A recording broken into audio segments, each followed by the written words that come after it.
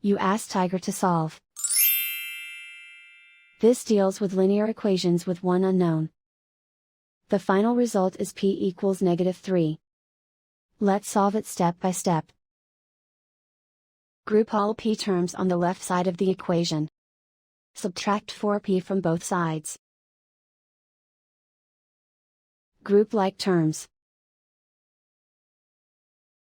Simplify the arithmetic. Group like terms. Simplify the arithmetic.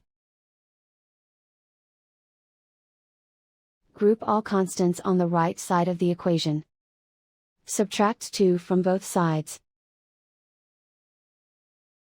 Simplify the arithmetic.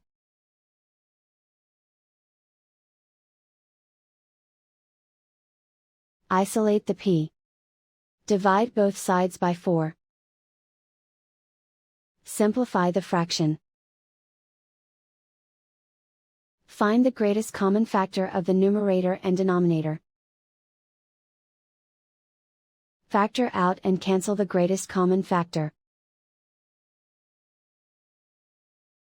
And so the final result is p equals -3.